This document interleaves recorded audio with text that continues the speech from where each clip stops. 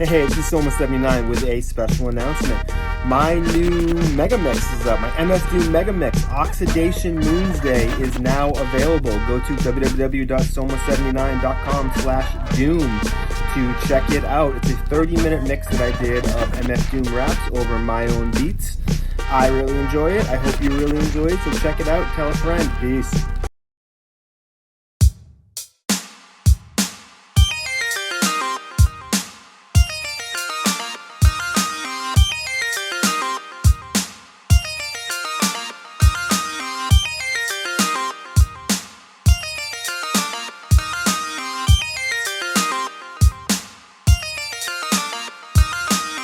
Hey, welcome to the newest episode of the Articulate Ox podcast. I am your host, Soma79. Thank you so much for joining me today. I am super excited. This is the first episode of 2024, and I couldn't have started off on a better note. We have Sha-Risse Smith and Will Deloney of the film Sticker Movie, which is absolutely awesome. It's premiering in New York City on the weekend on January 12th, 13th, and 14th.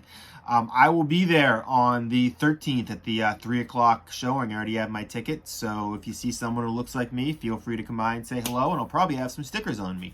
Speaking of which, here's a bunch of my stickers that I want to give away to you. So go follow at Soma79 on Instagram and follow at Sticker Movie on Instagram, and then tag me in one of my photos or one of whatever, and just let me know, hey, stickers, I want them. And then I'll pick a winner, pick a few winners, and I'll mail you all out a sticker pack of all of my stickers, and I have a lot of them. So Sticker Movie is amazing. It's a film that Will and Sha-Risse have been working on for a few years, and I just love it. I've seen the first 4 minutes of it. It's all about the history of sticker culture. Like, I'm sure you walk down the street, you see stickers like this slapped up all over the place, and you wonder how they got there. This is the story of that, and they tell it beautifully. Their previous work too, which we talk a little bit on this episode, is also absolutely amazing. I love these two. It's so cool to meet people who just have the same passion as I do for things that I guess to other people seem pretty trivial, but to us are super important and really make our days worth living. So thank you, Sha-Risse and Will, for bringing some joy to the world, for bringing some joy to me, and bringing some joy to this podcast. And definitely check out Sticker Movie. Go to stickermovie.com and check it out in New York City on January 12th, 13th, or 14th. And then, it's going to go somewhere after that. This movie's going to live forever. So, all right, check out the interview. Peace. That's just and with wings clipped, quick to flip manuscripts, cause her man went from damaged kid to damn he's rich, but she still can't stand the way he manages to never put nickels in the can for the cancer kids. Plus he cheats at cornhole and brags that he won, so she lost interest like porno after she comes. My DM started jingling, baby, as it was done. 2 seconds later I can hear the snapping of her gums. She calls me half Dodge Challenger, half Lip Gallagher. Hey, welcome to the newest episode of the Articulate Ox podcast. I am your host, Soma79. Thank you so much for joining me. I'm super excited about this episode. We are starting off the new year in a fun and exciting way. We have Sha-Risse Smith and Will Deloney talking about Sticker Movie, which is a movie that they are working on and a production, writing, all that standpoint. I got to watch about 4 minutes of it today. It is amazing. It is already premiered in Portland, Oregon. It is premiering in New York City on January 12th, 13th, and 14th. There will be a bunch of showings. We'll go into all of the details. How are you both doing today? Doing great. It's Saturday. I'm glad to be here. Thank you so much for bringing us on the show. Thank you for being here. Yeah, doing great as well. Thanks again. We appreciate you having us on. Thank you.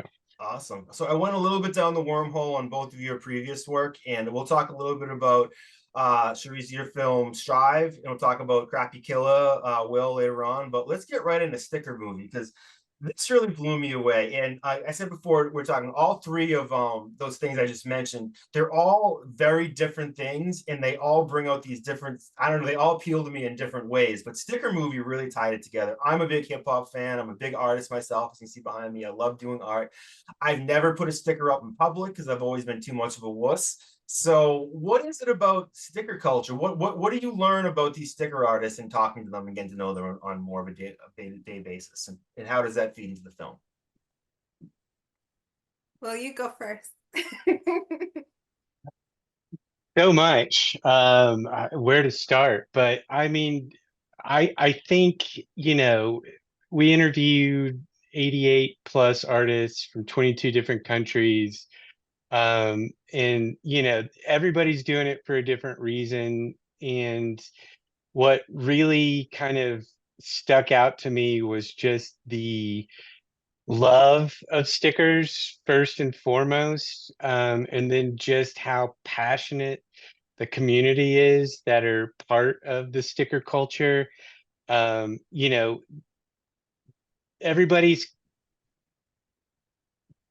excited about stickers, and they're excited about stickers for different reasons. There's people that are just slap taggers, and all they want to do is get their sticker up as many places as possible so that they're getting their name or their character, their sticker, viewed by as many people as possible and in as many cities as possible. And there's kind of some graffiti elements to that and trying to go all city. But then there's the people that, they'll spend days working on one single sticker that they're hand drawing and putting in all this detail and attention to. So it was just really interesting to kind of see so many different approaches, but the love of stickers is what kind of brings all of these different people together. Yeah, same for sure. The love of stickers, and also I know that I have a problem. Not to minimize anybody's, struggles, but I really have a problem with I have too many stickers, even though I put stickers up every time I go outside.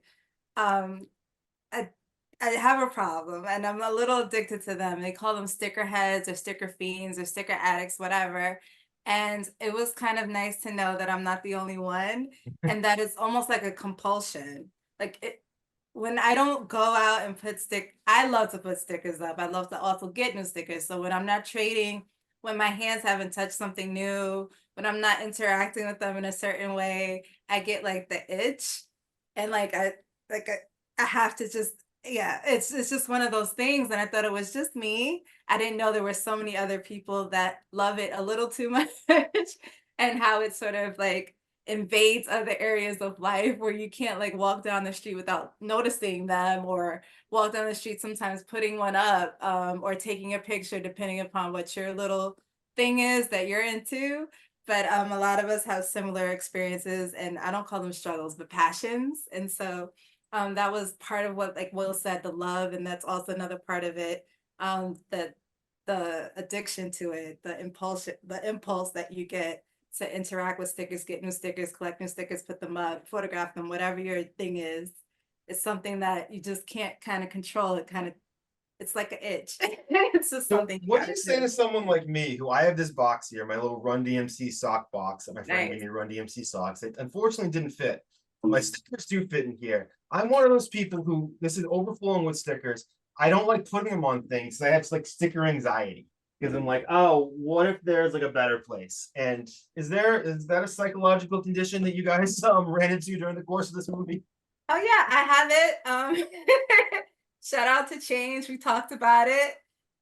Some people have that, especially like if it's like a hand drawn, or if it's like a very rare one that you Yeah. wanted for a minute. Um, you, yeah, I have like, I don't want to say how many boxes like that, but I only have one black book, and it's not even full. And I've been working on that black book for years. I don't want to say how long, but it's been a minute because I'm so anal. But when I'm putting up in the street, it's just, I just put them Yeah. up. But you It's like know, I have like these like thumbs, like doom sparkly, like gorgeous like stickers, and ooh. it's like, how do you put that somewhere? It's I want to frame them. It's like the point you guys make in the clips that I saw about it being art is very true, and it's interesting. I never really thought of it that way, how it really is like a gallery walking by, and how much attention of mine it does really pull, that I do pay so much attention to things. And I'm one of these people who, if I see a sticker, I'll go and Google it, because my curiosity just has to know. And if somebody gets something witty in front of my eyes, then I'm going to spend some time looking it down and chasing it down. I think that's one of the cool things about it. It's like there are still these little, there's so much about life now that it's corporatized, and so much about Subway in every block and like a Starbucks in every block. So when you see anything that sticks out anymore, like I still remember distinctly, I went to school in Boston on Mass Ave. There was a little Mega Man that was made out of these little tiles that I remember this day as one of my best memories. And I wrote a script, my script in film school was about, it was called Taggers, and it was about somebody who was putting up tile stickers as like, I literally forgot about that. We just started talking about it a minute ago. So I guess my sticker stuff goes pretty deep too. But speaking of which, let me get this plug over here quickly. If you go, I have some stickers here, a bunch of mine. I'll send them out to you people. If you go and follow at Soma79 on Instagram and follow, is it at Sticker Movie? Is that okay? That'll be on the screen the Correct. whole time. So follow those and then tag me on my posts, and I'll send you a bunch of my stickers and all that stuff and whatever. I'll probably send them to a couple people. I got plenty of these, so I've been printing them out for years. So let's talk a little bit about how this film started. You said that it started during quarantine, that during the time of COVID, which is oddly enough, that's when my film started too. It was a lot of me sitting around going, what am I going to do with myself in a small apartment, going, I got to do something. Like, how did the ball get rolling for you? And did the fact that we were under quarantine make it an easier proposition or a harder one? So the first part of your question, I mean, part of, sticker culture is trading, where artists trade stickers and they trade packs of stickers. And, there's certain, unspoken and some are spoken rules of like when you trade stickers, and this kind of goes to your point just earlier, like when you trade stickers, there's an understanding that you will take some of their stickers and put them up in the street. So, you're obligated to a certain degree, or, are supposed to be, to do that. And that's kind of the foundation for international street art and how artists in other countries can get their work up and all over the world. Well, first of all, hold on a So second. I just want to apologize to all the people who sent me stickers that are in that box that I did not know I was supposed to do that with. But I'll be going through and look for me in them streets. All right, go ahead.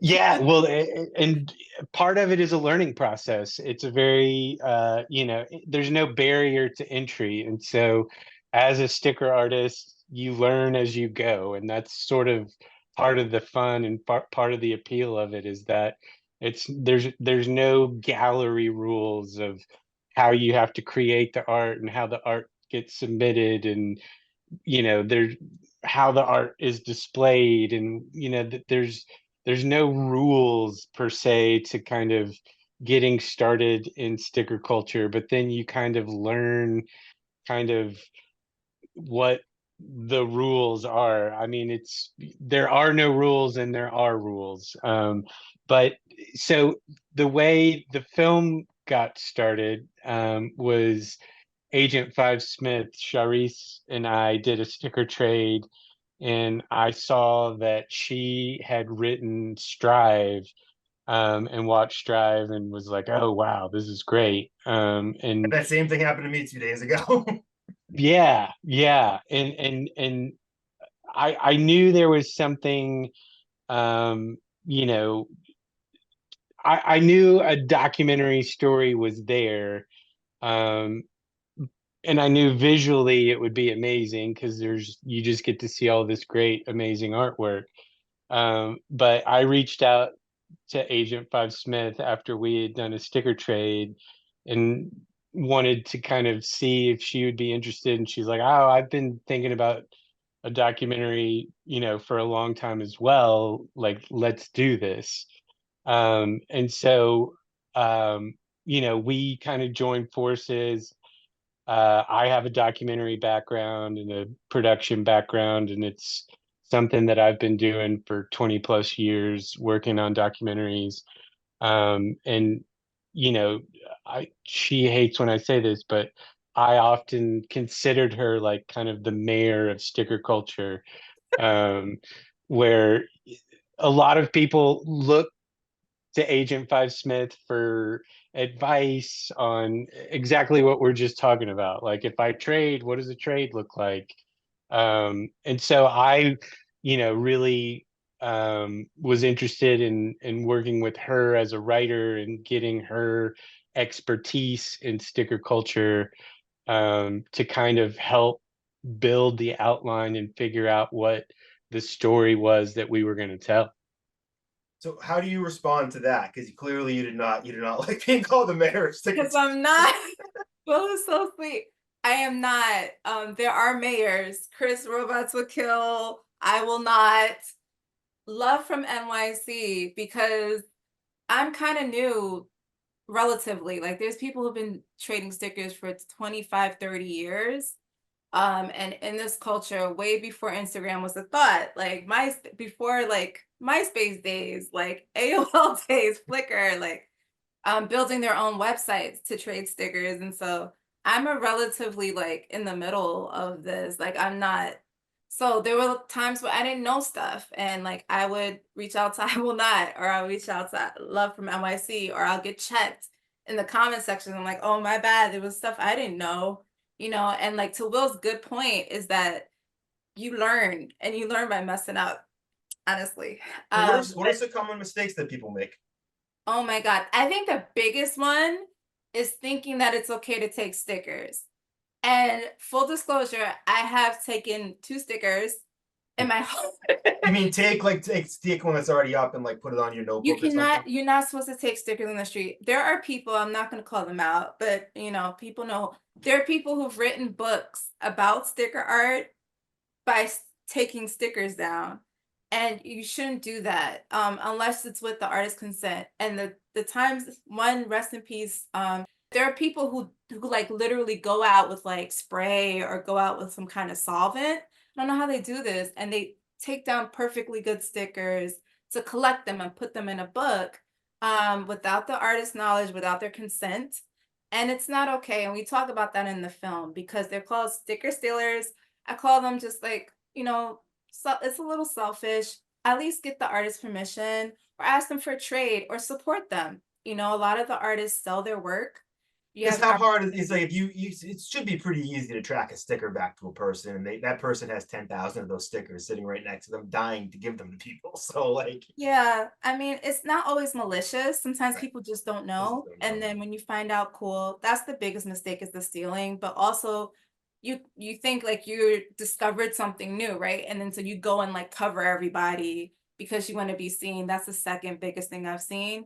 And people have to learn the hard way, especially when it's like a huge ass sticker, or one of those thermals, which I Yeah, personally don't like because they fade so quickly. And just covering people, covering graffiti, which is this, never do yeah, that.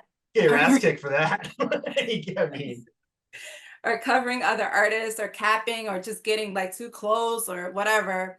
So those are the 2 common mistakes I see people make. so I saw in some of the material you sent me that you talked with people in 23 different countries for Sticker Movie. That How did sounds that come about, and what did you learn about the differences? Not to give too much away from the movie because everybody should see it, but what do you learn for the differences in cultures around the world, and that stuff? I'll say this really quick, and then I'll pass it over to you, Sha-Risse. But and this kind of was in your first question, but the pandemic, really forced our hand as to how we approached production. We knew we weren't going to be able to go all over the world and do in-person interviews, even if we had a budget, which we didn't. We weren't going to be able to do that because of COVID protocol, and just, at the time, productions, you were everybody in the room was supposed to be tested, and there wasn't going to be any type of budget where we could do anything like that. So pretty, early on in the process, we knew that we were going to have to embrace like a remote kind of production workflow. And that lended itself to kind of allowing artists to remain anonymous for those that wanted to remain anonymous. But it also really opened up the doors so that we could do interviews with people that were anywhere, as long as they had, an internet connection. And so that, really lent its hand to interviewing people all over the world. It is amazing how much that brief period where forcing everybody to learn how to use Zoom sort of paid off in the long run. Because even I found with my podcast, there's so many people who I just know if this was pre-pandemic, they never would have got past the barrier of downloading Zoom. It would have been too complicated for them. But it's like it has really, for me, opened up an entire world of new people. And it's to your point too about the film. It's like I'm collaborating with people I never thought I would. You guys are as well. It's a beautiful thing. Yeah, absolutely. It really forced the lens of what does work look like, remotely. And there's just so many great things that came from that.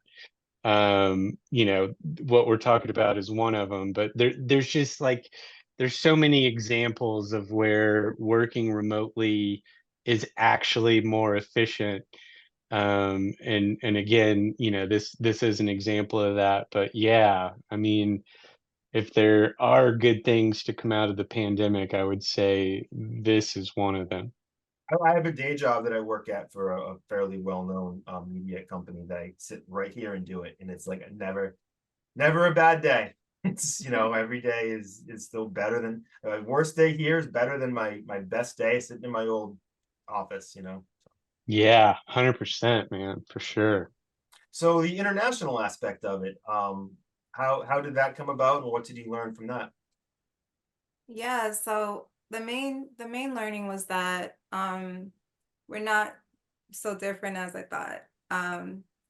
There were certain questions that we asked, like what is the sticker scene like in your city, in your town? The main difference was obviously, and I think it's the same across the board, no matter what country you're in. If you're in a small town, you don't get up as much, or you don't have as much flicks outdoors, or as many opportunities to create huge combos, or because they'll know it's you and it's a small town.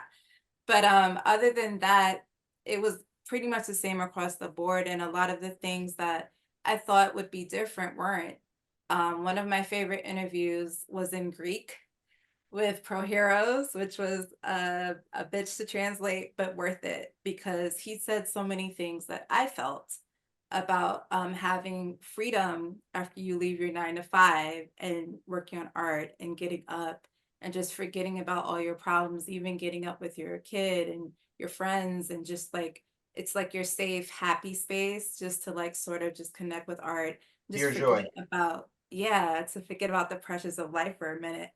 Um, and so that was pretty much across the board. People just found like so much freedom and so much solace in the sticker art, whether it was putting it up or creating it in their house or meeting up with friends or going to a sticker show or a cipher. I call it cipher, whatever they call it. When you're just sitting around drawing or trading, it's just that commonality was like throughout all countries. We have that in common. And so that was my main learning, is that we're You know, not really different. We just all love the same thing. We just different nationalities, different places in the world. someone pointed out to me a few years ago that hip hop is really one of the biggest cultural gifts to the world that America has given in like a long time. If you think of like art forms, it's an American art form. It came from New York City, and it's essentially grown across the entire world. And when I've visited other parts of the world, I've seen exactly what you're saying. Whereas like when I get in touch with the hip hop community there, I feel like I'm at home because it's like they're kind of doing something that started in my backyard to some degree. And that's something that as I've traveled abroad over the years, I've seen change more and more. And it's a really beautiful thing. It's nice to be able to like so much about being an American abroad sometimes comes with some negatives, but it's nice. I've never found that because I've always found that part of my culture over there, and people have always been cool with it. So it's nice to be on the good side. Yeah, Yeah, mhm. I agree. And I would even argue that, sticker art is, you know, came from hip hop to a certain degree. Yeah. And it's that form of expression where, you know, again, there's no boundary to it, and you can kind of look to a community that you relate to, and it's almost a support system of like, these are people that have common interests. that align with what I believe in. And even if your politics are different, and hip hop's great about this. I mean, you can kind of look past certain, differences, whether they're political or religious, and can come together to kind of enjoy something, an art form, an expression, together. And that's something that I agree with you completely. I mean, hip hop's, arguably the best gift America has given our planet. Because we sure find other ways to shit on it. Remember that when you think of all the other stuff we get that Yeah. hip hop too. Yeah. So we should have probably done this a little bit at the top, but let's talk a little bit about the details of the premiere, just so people know where that they can actually get tickets, where it is, and all that stuff. So January 12th and the 14th. Where is it going to be? On the Brooklyn Art House, BK Art House in Williamsburg, Marcy Avenue. We make it very simple. It's Sticker Movie, stickermovie.com has everything you need to know. Shout out to Ricky, our co-producer, who also designed our beautiful website that makes it nice and easy. On the homepage, it just says buy tickets here. So you just click that and buy the tickets. It's also available at BK Art House's website. And it's not just a screening. It's also a gallery show curated by Silver Tuna Studio. Shout out to Kaz, with an amazing lineup of some legends and some new school legends. We're very excited about that, as well as live Q&A and vending. So it's a full, well-rounded weekend of things surrounding the premiere. Awesome. You're really talking me into being there, because I think I was saying before, I'm going to be in the city later on that week. But I might try to come down a little earlier for this, because it sounds like just when I watched that 4 minutes today, the first 4 minutes of it, and I saw, is it Slappy the puppet? And I'm like, and I didn't mention this, but I'm actually working on I did a song with Kool Keith and Esoteric, and I'm making a puppets of them to do it. So I just got puppets like that and worked with it. I'm like, these people simpatico. I was so into that. Like it's just such a, like, we've all seen so many documentaries these days, and it's like, documentaries like back 20 years ago when like Scratch came out, or like, and I was just like, I'd never seen anything like it, so it blew me away. Now there's been a million documentaries like this. To see the first 4 minutes of this sucked me in so much, and I needed to see so much more, and I was so sold on it. I can't wait to see more of Slappy. What was the idea behind bringing a Muppet in to sort of, is it hosting or just, yeah, the mayor doesn't want to talk about that. I saw the quote online where you said that wasn't your idea. No. Let me tell you this really quick. I invited Kool Keith to come to Sticker Movie, and he really wanted to come, but he's touring, and he flies out on the 12th and won't be able to make it. At least you mentioned you did some work with Keith. Yeah. Yeah. Back in the day, I worked with Keith on a few different things. We did his DVD Global Enlightenment Part 1 back in the day, and we did a music video for him, and he was a voice and a character. I did a documentary about bass and love. He's the best. I absolutely love Kool Keith. He's my favorite. Someone I know who knew him a little bit, I think it was Word Burglar, who I had on a few episodes ago, said that when every time he's around Kool Keith, he can tell that Kool Keith knows that everybody thinks it's cool to be around Kool Keith, and he gives them the full Kool Keith. Like, it's not like he's always being like, okay, it's like this, it's like he knows enough to give people the Kool Keith experience, which I think is so cool whenever I hear, it's like a pro wrestler going into his gimmick when he sees a little kid. I think that's such a cool thing to hear about him. Like, it's just like always the performer, always just kind of knowing what his audience wants. And I love that about him. Yeah. I mean, the very first thing we did was we went to a diner, Juniors in Brooklyn, and sat down with Keith, and we just asked him things like, what do you think about seltzer water? And he would give like a 10-minute answer. And when this was the very first time we worked with Keith, and we didn't know what to expect, because, he has multiple personas, and, there's a history there. And we were like, oh, is he going to be in a certain persona? But I mean, he's the best, and just getting to like hang out with him and listen to him talk about whatever is super entertaining. Um, so to answer your question about Slappy the slap tagger, so we did some like early test screenings early on in the process. I think we did two or three. And we were getting feedback on like stuff that people liked and stuff that people didn't like. And one of the very early notes um, was that, it the documentary moved a little bit too fast for a lot of people, and specifically for people that weren't in the sticker community or sticker heads. There was just some stuff that kind of was like, oh, whoa, what was that? We're already on to the next topic. So we knew we needed like a voice to kind of set a number of things up for us. And so we started talking about it, and if we would have had Shepard Fairey do it, it would have become a Shepard film, or if we would have had like a specific artist do it, it would have become kind of their film. And Like that a was fun way to something. do exposition where it doesn't feel like exposition, sort of. It's Totally. And so I had recently done a sticker trade with Jim Tozy, who was part of Wonder Shows in back in the day, which I oh my was a god, I huge Oh, forgot you fan about like of. Wonder Wonder Shows? Shows. That Yeah. welcome to my future Google search history. I gotta watch those again. I haven't seen that in years. There's a new Instagram account. I guess it's new. I think it's new, but they're doing like just little short clips of things from Wonder Shows, and then it's fantastic. But in that was 2005, I want to say, when that was like on MTV2, and that again, that was back in the day when DVDs were big. Yeah. And I was living in Ridgewood, Queens at the time, and like my roommates worked at Virgin Megastore in Union Square or whatever that was called. And so like we got discounted DVDs, and I remember like coming home with one Wonder Shows in, and like it just blew us away. Yeah. Like right off the get-go. We're like, what is this? This is insane. This is amazing.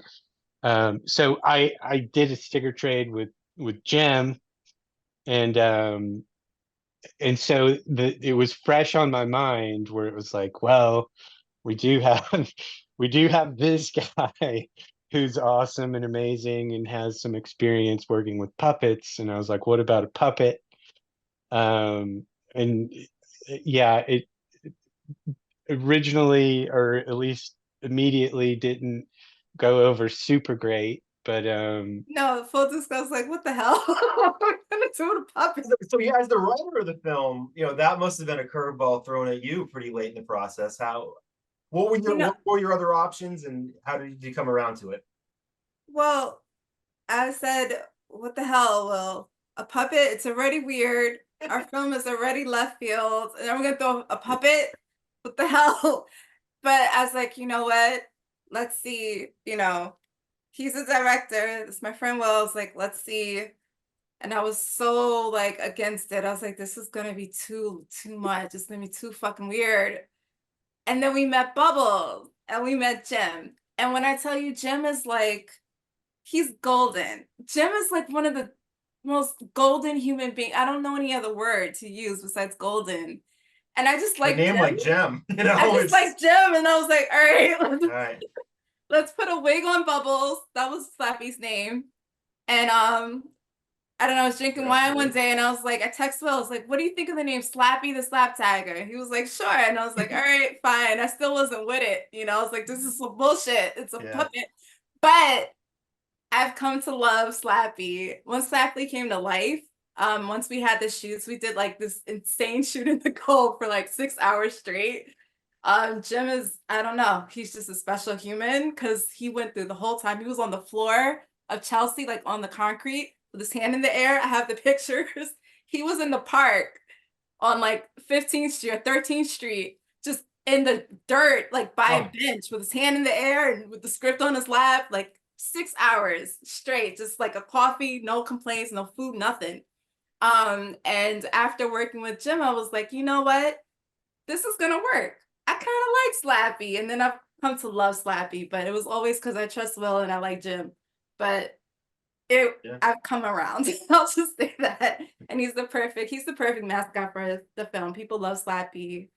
And yeah, I love Slappy I and thought writing the script was somewhere crazy. I think I Yeah. saw in some of the stuff you sent me that someone compared it to almost like children's programming. Like obviously it's Muppety, but it's like the thing where like this Muppet's gonna teach you something. Which I thought that was I didn't think of that when I was watching it, but when I read that, I'm like, oh, that is really smart. That's brilliant, That's especially when like stickers, which is something that we fell in love with as kids and kind of sort of never didn't fall in love with. Like I was the other day, I have this file cabinet here where I peel all the stickers off of like my new records that I get and I put it all in that. And in that box, I found the wrapper from my Beck Odelay CD that I bought when it came out in 1996, and the sticker was still on it. And I got it off perfectly. I was so happy. It's like my OCD is just like so excited. My ADHD is pumped to have something colorful to look at. It's just, But let's talk about Shepard Fairey. He's one of if there's only a few artists of our time that will be remembered, it will be the Shepard Fairies, it'll be the Banksy. How do you get somebody of that magnitude in your film? I mean, he did the Hope Obama poster for those who don't remember, and he's just obviously, I'm a Northeast guy. He's an absolute icon. How did that all come about? I don't even know if I remember. I'll let you. I'll, I'll let you answer that one because Yeah. I I mean, vaguely kind of remember. yeah, I'll keep it brief. So, Will asked me to come up with a list of people that we would like in the film, and that is another story. But we did. We came up with a list and then left room for people that are not as known because we wanted to be a mix of very well-known, popular artists and artists that are more local, that people can discover, just like how it is in the street. And so Obey Shepard Fairey was at the top of the list. And we did our interview with Dave too. He was our second interview. And Dave too happens to be very good friends with Shepard and just put the word in. And that's how we got Shepard in the film. He said yes. And he allowed us to travel to Cali. So that's what we did. And interview him in his studio, and it was great. And he's a really dope human being. He's been a good friend to us and a good friend to the film, helping us out even by donating a piece at one point for our auction. And he didn't have to do that. We didn't ask him to do that. He surprised us with it, and he's just a dope human being. And that's how he got in the film. Through shout out to Dave too for helping us out with that, and shout out to him for saying yes, because he said yes when some other people were like, I don't know. Um, and having him in the film really did help to open doors for other artists to take notice and be part of it. Sometimes just that one, you can make the best thing, but that one name really changes the entire trajectory of it. And he's Yeah, definitely it shouldn't someone. be that way It though. shouldn't. It shouldn't be.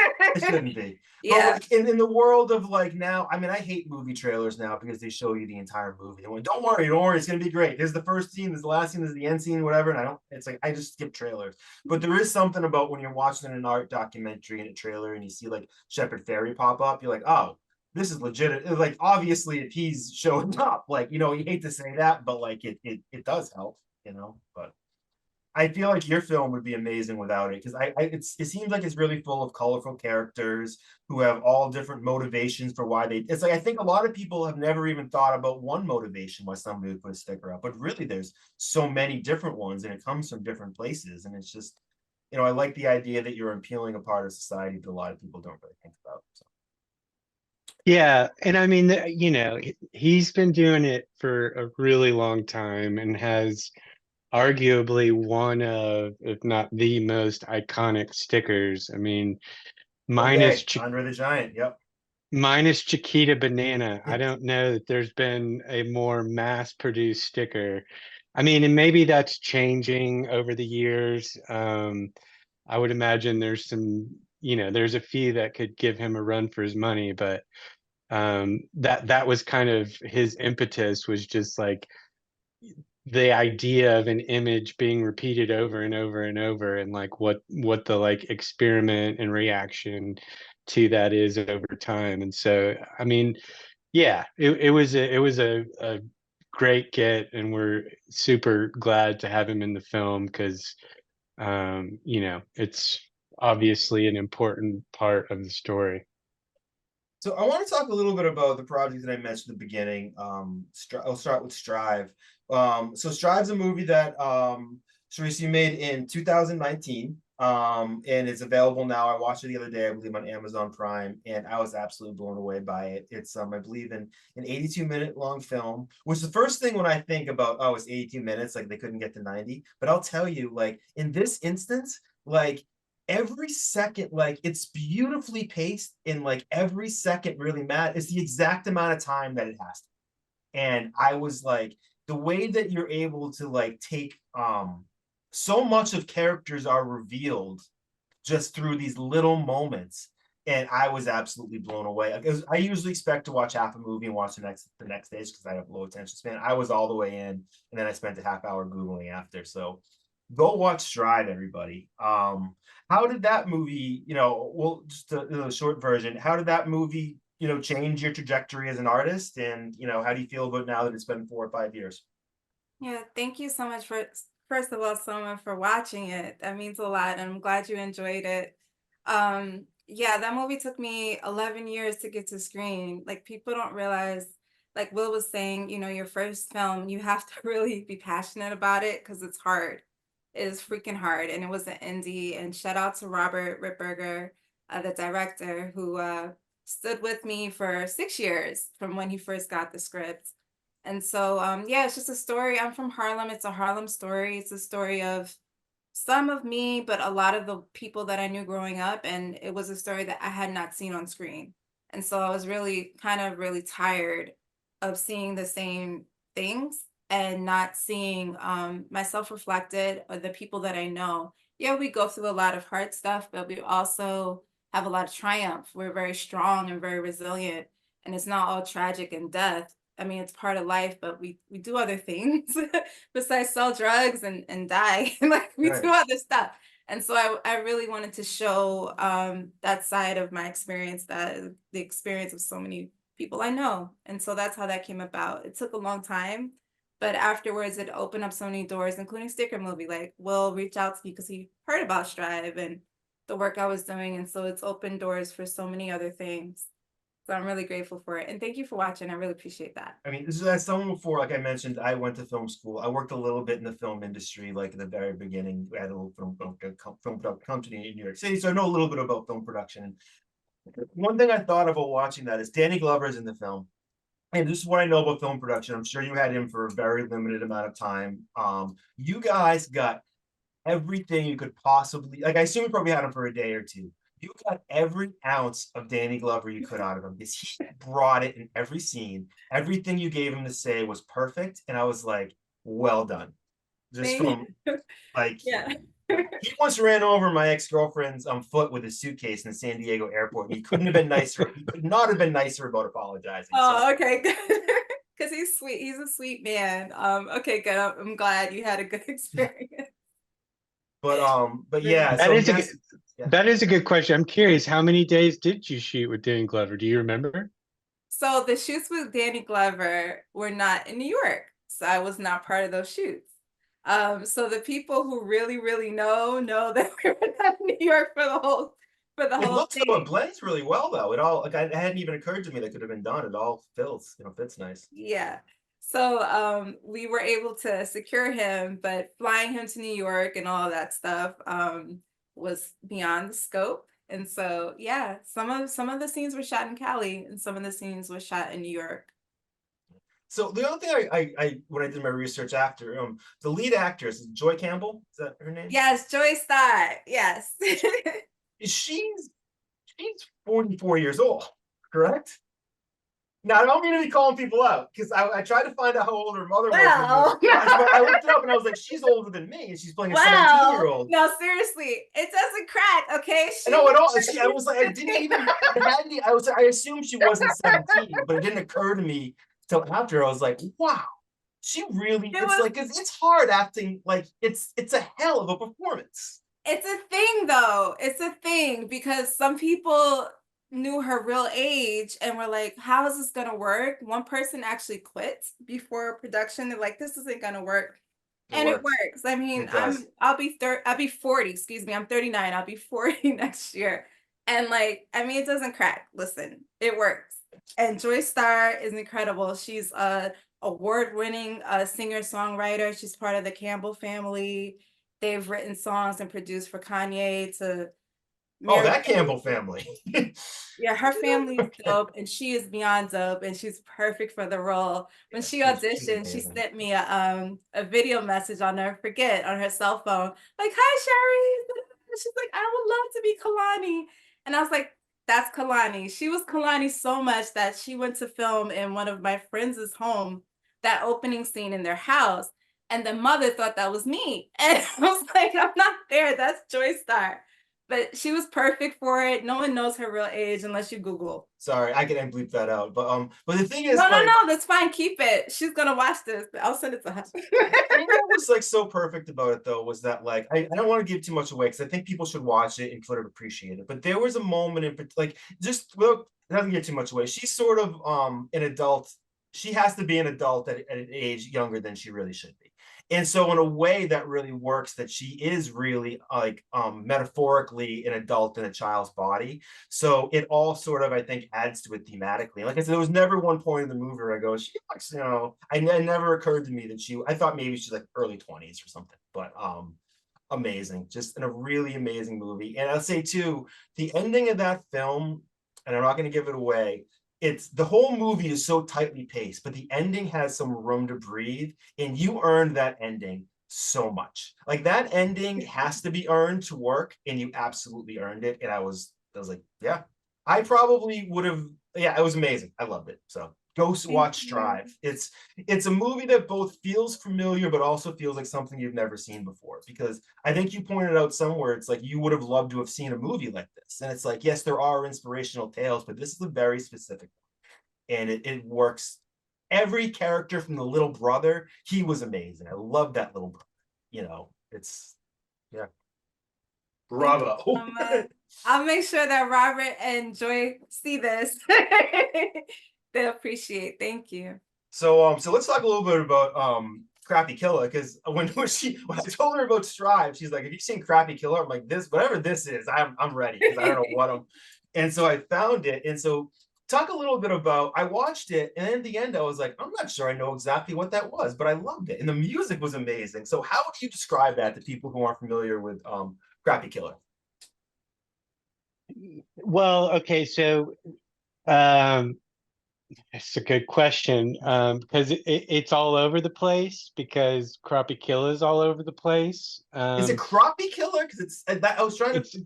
It's crappie. A lot of people say crappie. I think it depends on where you're from, but crappie is how he says it, and like crappie, I believe is how you say the fish. But Okay. I think you won't get scolded either way. I would assume. But I had done an earlier project with him and his brother, and his brother's name's Wes Bread Diamond.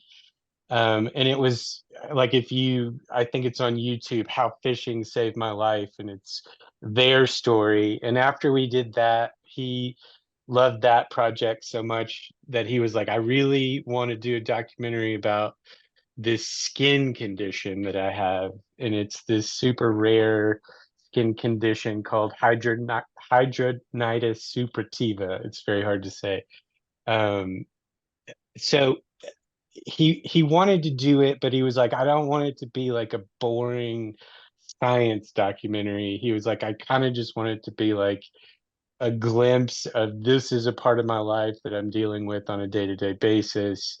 And he's all over the place because he'll go hang out with like Cat Williams and Slink Johnson, who is Black Jesus. He'll hang out with him, and for a So while, like, I had seen Black Jesus before, and I was like, wait a minute, what's he doing here?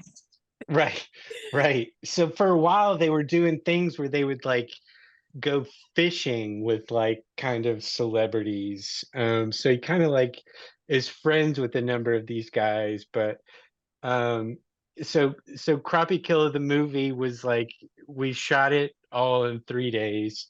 And it's,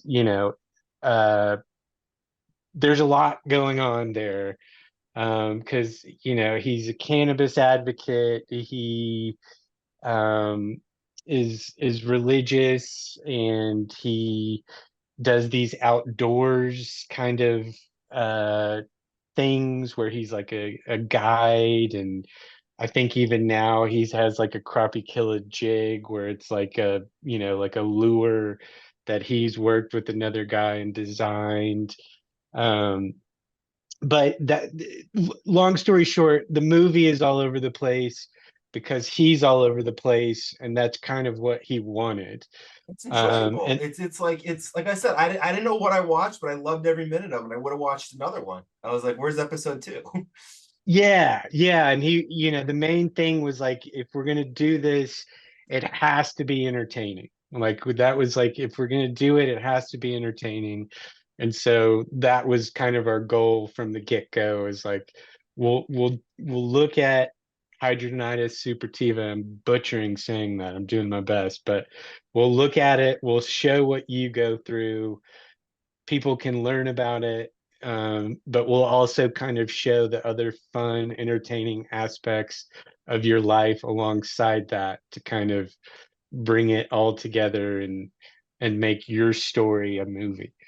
Was it a pain trying to shoot in a weed dispensary? Because I feel like especially maybe because I live in Massachusetts, everything is a pain in the ass at weed dispensaries where they like no cameras and get this dude. Um, Almost everything we did was pretty guerrilla style, but the dispensary, They they didn't probably know have him any. pretty well at this point, based upon how Yeah, much weed it seems like he smokes. yeah. And there's like even things that like Slink Slink Johnson does that are like huge no-nos, where you like, he reaches over the Yeah. counter and grabs a jar of weed, and it's like, you're not ever supposed to do that. Oh wait, that guy's Black Jesus? Yeah, that's Oh, Black I didn't Jesus. beat that together until now. I He's have to admit, I had grabbed a little bit from that jar myself before I watched it. that yes. Well, that would be the way we would want you to watch that. So I'm glad you did that. Yeah, he's also like the voice of the main character in Grand Theft Auto as Oh, well. is he? Yeah, yeah. Um, he's an interesting guy. He used to tour with Too Short back in the day, and It's so fun though that once you realize that once you kind of get through the as an artist, you can kind of break through a little bit to like, okay, I've met some people that I admire and work with them. You realize that the world is pretty intertwined besides that. And it's like there is something too about you mentioned about Jan Madrid, the puppetry thing is like immediately sold because what a wonderful human being it is, what a great person Shepard Fairey is. It's like being a good person really, really, really does matter, especially in a world where talent, I hate to say it, is a bit of a dime a dozen. There's more talented people out there than there are good people, I would say, or the decent human beings. And it's like having both is a really good combination. very Amen. true. So, Amen to Agree. that. Yeah. what is it? Oh, the music on where did the music come from? Because I really was digging, like I was like, there were some drums in there. I'm like, how do I sample some of this shit? Like, Yeah, who made the so music? you'll appreciate this. There's a hip hop artist that used to go by J Zone, and Oh, I know Jay Zone. Yeah. Skills. I read his book a few years ago. yeah, Yeah. yeah, yeah. So, and then J Zone basically decided probably 8 years ago that like he was done being a rapper, I and heard he was that. gonna learn the drums. So Jay Zone made that music. Dude, J Zone is perhaps the funkiest living drummer on the planet now, and he's like unbelievable. I Like, read his book and I thought he was just done with all. I kind of was like, okay, that closes the book on Jay Zone, because he was just like, fucking, I'm done. dude, he decided he wanted to become a drummer, and he just like dedicated himself to the craft. And like, I can't tell you how insanely talented of a drummer he is now. What does It's he go by now? um that's a good question. He I'm sure I can find it online somewhere. But yeah, maybe still J Zone. And maybe by his real name, I'm not sure. Like Gorilla Beats, I think is like And now like all those drum samples, like, you know, you can purchase, and he Oh puts yeah, out I got all the he drum. puts I out have all my drum break records right here. Yeah. yeah, he puts out 45 still, and he still puts out vinyl. He was sort of a victim of, we talked about this a bunch of the podcasts, how like 2006 2009 was a really bad time to be an underground hip hop artist. Like, CDs were falling off every time you go to a show. Everybody in the crowd is trying to sell you, like, I was like opening for like Onyx and Warren G, and it was like everybody in the crowd was trying to sell me a CD, and I was just like, what's the point? And it's like a lot of people, then the money wasn't there anymore, so you either gave up or you just somehow found a way. And I think he was a very, very talented rapper, and he had a very innovative approach and a really all-around talented guy. And I didn't like when he kind of got back, quit doing it. So I'm so happy to hear he did those drums. That's amazing. Yeah, yeah. And that was another conscious decision, is like we wanted the music to like be another kind of character in the film that like was part of the entertainment and kept things moving. And so like most, if not all of the transitions in the film just have like a drum break on there. That's all J-Zone. So one more question on that. So there was one point where guys were on a boat. They were will look like federal agents or something. That's my Um, favorite part of the whole movie. so I feel like there's probably some good stuff on the cutting room floor that maybe he couldn't get a signature for or something. What was exactly was going on there that day? And what Yeah, so okay. so we were tied up to a pier, and the pier was attached to a federal ship of some sort. And so the guys that came out there were part of Homeland Security. And so they came out and they had like, fully automatic weapons, like carrying them out there. And they yelled down to us.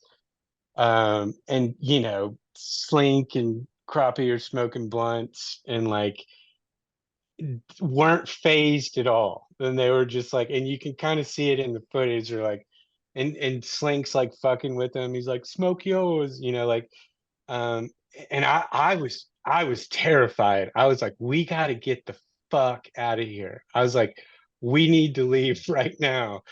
And then like, I think Crappie caught on. I was like, that's like Homeland Security. Like these aren't Yeah, like it's the feds. yeah, these aren't people like you fuck with. Like, let's go. And so he eventually caught on and was like, all right, let's get out of here. There's not the only thing I wish is that we had better coverage of those dudes. Cause like at first there was like five of them like directly over us, like, again, like holding weapons and like talking to us. There's like there's a throwaway shot of them to at least show that they're there in the film, but it was terrifying. I was terrified. I was just like, I'm ready to go, because like I just immediately started like picturing us in like some cell having to answer questions of like, what are you guys doing, with cameras on a place that's protected by Homeland Security? And I'm just like, shooting like a weed documentary, like how do you answer that question? But like it is crazy how quickly like the weed thing's funny because there's like one in every 100 weed smokers thinks it's okay to smoke everywhere. Like I just read Action Bronson's book. He's like, I just do it everywhere. He's like, no one tells me no. But it's like some people just are utterly fearless about where they'll spark up weed. It's bizarre. But hey. I'll tell you one more really quick story along these lines, but this was when I was in high school and I lived in Houston. The Ghetto Boys were performing at this place called Fitzgerald's, which is it's not there anymore, tiny club, but there was a tiny little wooden balcony, and Bushwick Bill came out there and he was smoking blunts, and like we saw like the cops come in from the downstairs because we're out in the balcony, and they came up and they were trying to get to Bushwick Bill, and he had these massive, massive, like 350 pounds, like I'm not exaggerating, security guys that just immediately pushed all the cops off the balcony so that he could run out and go backstage, and like never talked to him, never touched him. We were talking about Bushwick before you signed on because I think there's a documentary on him that I thought got announced for Showtime a year or so ago, and then I could never find anything else about him. But that dude, Yeah. there was a, I think it's MC Search tells a story about Bushwick Bill that I just Google it. It's just unbelievable. He's like, I was a big Ghetto Boys fan. The Ghetto Boys were an introduction to adulthood for me because I remember, and I was a little kid from a very small town. I remember going up to New Hampshire with my grandparents when I was like 11, and we stopped at like a Strawberries or a Stam Goody, and I was allowed to get a tape, and I got We Can't Be Stopped because I had heard Mind Playing Tricks on Me, and I remember distinctly putting that tape in and going, I'm not old enough for this yet. I remember literally feeling scared in a way that music had never scared me before. It was like, Wow. motherfucker, war, that's how it feels. And it was just like, whoa. And then like about a year later, put it back in. I'm like, okay, now I'm ready. But like it literally was like this was too adult for me at the time, and I remember knowing it. And there was explicit sex raps on that album too. There's a couple Oh of them. yeah. It's Oh like, yeah. yeah, and you're just like that album was like the door to adulthood's right here. I'm like, I'll see you in like 6 months, you know. Yeah. That's where like the parental advisory sticker was like, okay, I get why Yeah. that's on there. Like I had to it's a settle for Pete Rock and CL Smooth Mecca and the Soul Brother once because they wouldn't let me get Shorty the Pimp by Too Short because they told my grandmother it was an R-rated tape. But I'd wow. settle. I mean, that's an amazing album. It's I still have it on cassette, CD, and vinyl, so whatever. But so let's talk a little bit about Sticker Movie, then we can wrap this up. So the premiere is going to be next week, in New York City. If you're watching this the day this comes out, January 2nd, January 12th, 13th, and 14th. The information, we'll have it all over the screen and the notes and all that stuff. And who knows, a chance it could be sold out by then. But so after that, obviously films now live on forever. Do you have any plans for where the movie is going to go after this? You you want to take that one? I see you smiling big. Yes, no, you want to take it? I You're mean, not ready to talk about it yet. It's okay. I don't no, know. it's fine. I'll do the brief version and then we'll. So I can't wait for this to be somewhere streaming where folks can watch it whenever they like and all over the world. Because we have some people in some very small places, towns, obscure places where we cannot get to. One of my favorite places that we sent stickers, part of our street team is Istanbul. Like it's like Slovakia even, like all over. And so I really want people to be able to watch it and stream it. However, passing the torch to Will because there will be some select screenings all over the world, which Will can talk about as well.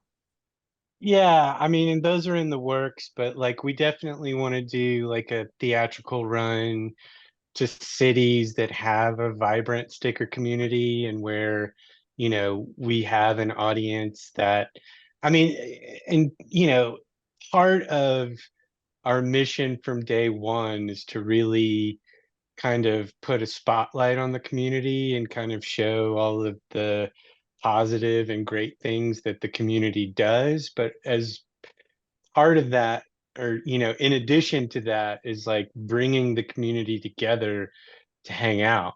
In Portland, it was amazing. Like the first night, I would say 90%, we sold out, and 90% of the audience was all sticker artists. And so, it was like a party. Everybody was cheering and clapping, and we got a standing ovation, but it was a really great time and just party vibes for the community.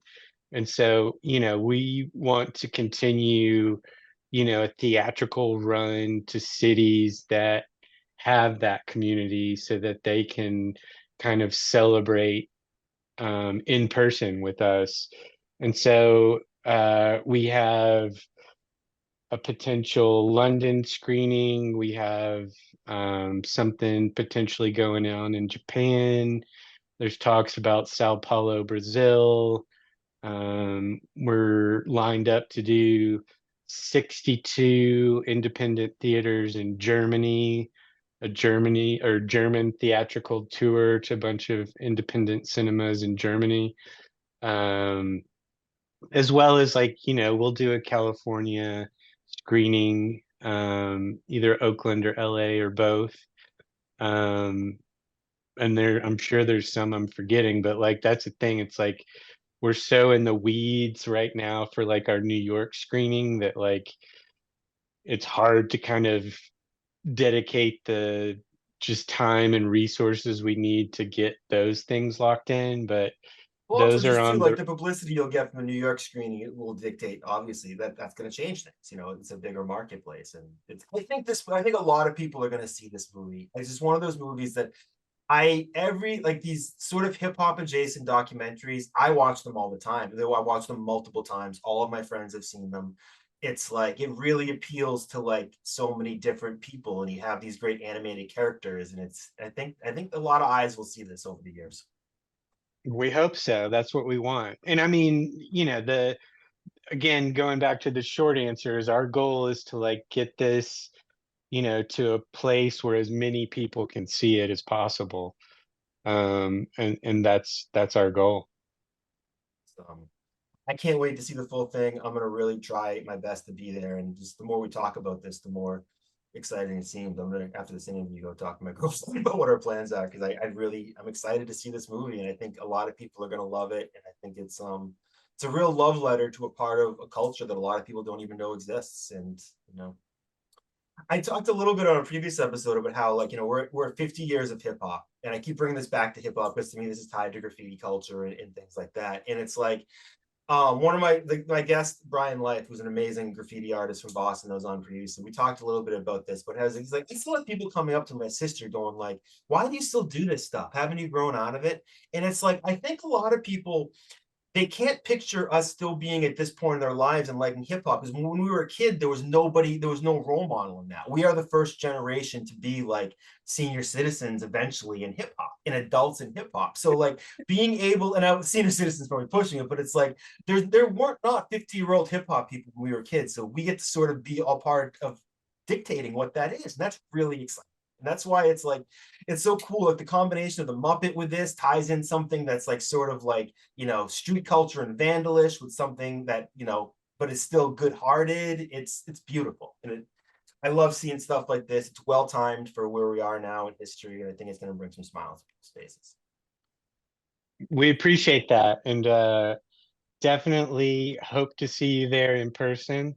If you do show up, we'll definitely have some stickers for you. Sweet, I'll bring my own too. It's nice, you know, and all the people whose stickers have sent me over the years. Keep your eyes peeled. You may see them around the Western Mass area. I'll send you pictures. But, any closing thoughts? Anything else? I know obviously it sounds like you guys still got a lot of ramp to go left on the sticker movie, and it's going to have some legs. But you guys starting work on anything else, or is it too early for that?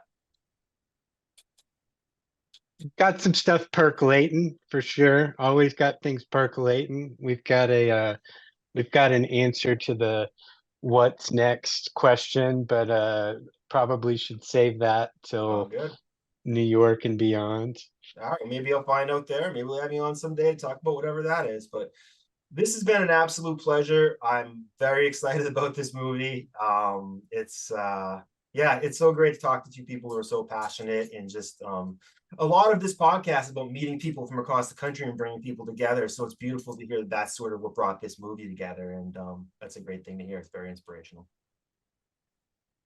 Thanks for having us. We appreciate it. Thank you so much. This was a lot of fun. Thank you. Thank you. Meet Ann with wings clipped, quick to flip manuscripts, cause her man went from damaged kid to damn he's rich. But she still can't stand the way he manages to never put nickels in the can for the cancer kids. Plus he cheats at cornhole and brags that he won, so she lost interest like porno after she comes. My DM started jingling baby as it was done. 2 seconds later I can hear the snapping of her gums. She calls me half Dodge Challenger, half Lip Gallagher. I'm happy that I luckily sat next to her in algebra. I tried to hold her down but I just couldn't balance her between the million meetings that I keep in my calendar. Plus odds aren't too sloppy that I know why my cell is blowing up probably, but I should check just as well. Call the cops, see if I can get a hold and tell if that's copyrights yell raising hell inside the holding cell.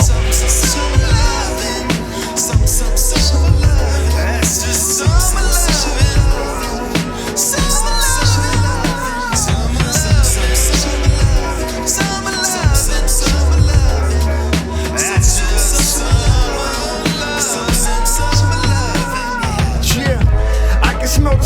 from the cookout. The bushes in the parks with the lookout. Fresh Prince, summertime on the radio. Throwback Friday, yo, the ladies know. Then I'm a smooth type guy. Listen, I'm the shit I need, 2-time ply. Part of my soul on my head sky high. The weed smoke cover my body, so I try. Put a scent on like sunblock. Summertime's body season, so keep your gun cocked. I count beers in the cooler, cause when the fun stops, that's when the arguments happen. In the gunshots, it's summertime. Backyards where we play cards. Spitting in cipher, the homie trade bars. Dominoes slam on the table, we take charge. I got a style you can make laws.